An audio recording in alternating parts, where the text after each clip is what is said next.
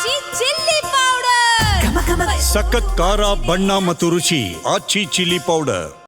ಪೌರಾಯುಕ್ತೆ ಆಗಿರುವಂತಹ ಅಮೃತ್ ಗೌಡಗೆ ಬೆದರಿಕೆ ಹಾಕಿದ ಪ್ರಕರಣಕ್ಕೆ ಸಂಬಂಧಪಟ್ಟಂತೆ ರಾಜೀವ್ ಗೌಡ ಎಫ್ಐಆರ್ ಅನ್ನ ರದ್ದು ಮಾಡಬೇಕು ಅಂತ ಹೇಳಿ ಕೋರ್ಟ್ನಲ್ಲಿ ಅರ್ಜಿಯನ್ನ ಸಲ್ಲಿಸಿರ್ತಾರೆ. ಹೌದು, ಪೌರಾಯುಕ್ತೆ ಆಗಿರುವಂತಹ ಅಮೃತ ಗೌಡಗೆ ಬೆದರಿಕೆ ಹಾಕಿದಂತಹ ಪ್ರಕರಣ ಇದು. ಇದಕ್ಕೆ ಸಂಬಂಧಪಟ್ಟಂತೆ ಎಫ್ಐಆರ್ ಅನ್ನ ರದ್ದು ಮಾಡಬೇಕು ಅಂತ ಹೇಳಿ ಕಾಂಗ್ರೆಸ್ ಮುಖಂಡ ರಾಜೀವ್ ಗೌಡ ಅರ್ಜಿಯನ್ನ ಸಲ್ಲಿಸಿದ್ರು.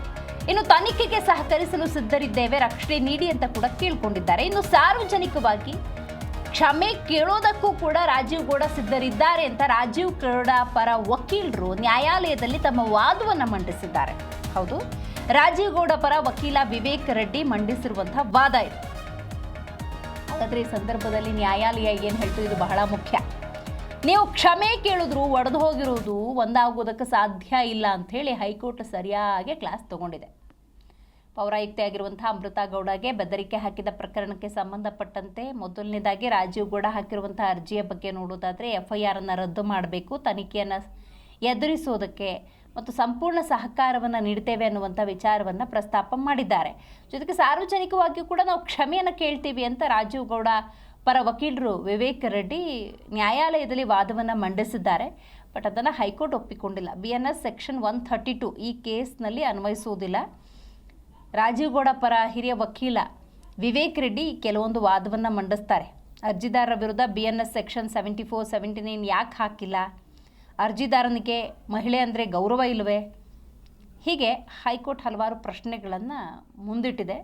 ಸೊ ಇದಕ್ಕೆಲ್ಲ ಅಂಥ ಉತ್ತರಗಳಿರೋದಿಲ್ಲ, ಯಾಕಂದರೆ ಆನ್ ರೆಕಾರ್ಡಲ್ಲೇ ಇದೆ ರಾಜೀವ್ ಗೌಡ ಒಬ್ಬ ಪೌರಾಯುಕ್ತೆ ಅಮೃತ ಗೌಡ ಅವರಿಗೆ ಯಾವ ರೀತಿ ನಿಂದಿಸಿದ್ದಾರೆ ಅನ್ನೋದು.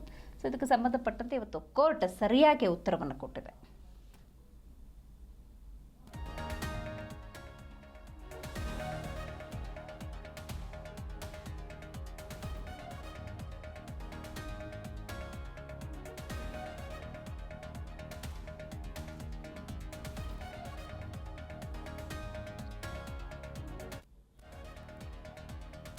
ಐಟಿ ಬಗ್ಗೆ ಹೆಚ್ಚಿನ ಡೀಟೇಲ್ಸನ್ನು ನಮ್ಮ ಪ್ರತಿನಿಧಿ ಭವ್ಯ ನೀಡ್ತಾ ಹೋಗ್ತಾರೆ. ಭವ್ಯ, ಅಮೃತ ಗೌಡ ಮತ್ತು ರಾಜೀವ್ ಗೌಡ ಪ್ರಕರಣಕ್ಕೆ ಸಂಬಂಧಪಟ್ಟಂತೆ ನ್ಯಾಯಾಲಯ ಇವತ್ತೇನಾದರೂ ಆದೇಶ ಕೊಡ್ತಾ, ಈಗ ಅವರು FIR ರದ್ದಾಗಬೇಕು, ತನಿಖೆಗೆ ಸಹಕಾರ ಕೊಡ್ತೀವಿ, ಸಾರ್ವಜನಿಕವಾಗಿ ನಾವು ಸಾರಿ ಕೇಳೋದಕ್ಕೂ ಕೂಡ ಸಿದ್ಧ ಅಂತ ಹೇಳಿದಾಗ ಕೋರ್ಟ್ ಏನು ಹೇಳ್ತು, ಏನಾದರೂ ಆದೇಶ ಕೊಟ್ಟಿದೆಯಾ ಇವತ್ತು?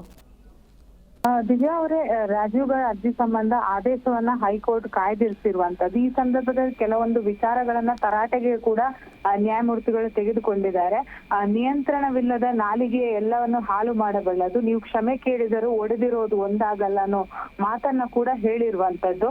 ಸೊ ನಗರಸಭೆ ಪೌರಾಯುಕ್ತೆ ಅಮೃತ ಗೌಡ ಬೆದರಿಕೆ ಪ್ರಕರಣಕ್ಕೆ ಸಂಬಂಧಪಟ್ಟಂತೆ ರಾಜೀವ್ ಗೌಡ ಅವರು ಅಂದ್ರೆ ಹೈಕೋರ್ಟ್ಗೆ ಅರ್ಜಿಯನ್ನ ಹಾಕಿದ್ರು. ಅರ್ಜಿಯಲ್ಲಿ ಅವರ ಪರ ವಕೀಲರು ನ್ಯಾಯಾಲಯದಲ್ಲಿ ಕೆಲವೊಂದು ವಿಚಾರಗಳನ್ನ ಕೂಡ ಮೆನ್ಷನ್ ಮಾಡಿದ್ದಾರೆ. ಅಂದ್ರೆ ಫೋನ್ ಮೂಲಕ ಆಡಿದ ಮಾತಿಗೆ ಮಾಧ್ಯಮದಲ್ಲಿ ಕ್ಷಮೆ ಕೇಳಿದ್ದಾರೆ. ಹಾಗೇನೆ BNS ಸೆಕ್ಷನ್ 132 ಈ ಕೇಸ್ನಲ್ಲಿ ಅನ್ವಯ ಆಗೋದಿಲ್ಲ. ಸೊ ತನಿಖೆಗೆ ಕೂಡ ಅವರು ಸಹಕಾರ ನೀಡ್ತಾರೆ. ಸೊ ಸಾರ್ವಜನಿಕವಾಗಿ ಕ್ಷಮೆ ಕೇಳಲು ಕೂಡ ಅವರು ಸಿದ್ಧರಿದ್ದಾರೆ ಅಂತ ಅವರ ಪರ ವಕೀಲ ವಿವೇಕ್ ರೆಡ್ಡಿ ಅವರು ವಾದ ಮಾಡ್ತಾರೆ. ಆದ್ರೆ ಹೈಕೋರ್ಟ್ ಬಹಳಷ್ಟು ತರಾಟೆ ತೆಗೆದುಕೊಂಡಿರುವಂತದ್ದು. ಅರ್ಜಿದಾರರ ವಿರುದ್ಧ BNS ಸೆಕ್ಷನ್ 74 ಹಾಕೇನೆ 79 ಏಕೆ ಹಾಕಿಲ್ಲ, ಹಾಗೇನೆ ಅರ್ಜಿದಾರರಿಗೆ ಮಹಿಳೆಯರಂದ್ರೆ ಅಷ್ಟೊಂದು ಗೌರವ ಇಲ್ವೇ ಅನ್ನೋ ಪ್ರಶ್ನೆಯನ್ನು ಕೂಡ ನ್ಯಾಯಮೂರ್ತಿ ಎಂ ನಾಗಪ್ರಸನ್ನ ಅವರಿದ್ದ ಪೀಠ ಪ್ರಶ್ನೆಯನ್ನ ಕೂಡ ಮಾಡಿತ್ತು. ಹಾಗೇನೆ ಅರ್ಜಿದಾರರ ಇಂತಹ ಮಾತನ್ನೆಲ್ಲ ಹೇಗೆ ಆಡಲು ಸಾಧ್ಯ ಅನ್ನೋ ಪ್ರಶ್ನೆಯನ್ನು ಕೂಡ ಕೇಳಿರುವಂತದ್ದು. ಸದ್ಯ ಆದೇಶವನ್ನ ಕಾಯ್ದಿರಿಸಿದೆ. ಸೊ ಸದ್ಯ ನ್ಯಾಯಮೂರ್ತಿಗಳು ಆಡೋ ಮಾತುಗಳನ್ನ ಹಾಗೆ ಅವ್ರು ಹೇಳಿರುವಂತಹ ಕಿವಿ ಮಾತುಗಳನ್ನ ನೋಡುವಾಗ ಎಲ್ಲೋ ಒಂದು ಕಡೆ ನ್ಯಾಯಮೂರ್ತಿಗಳು ಕೂಡ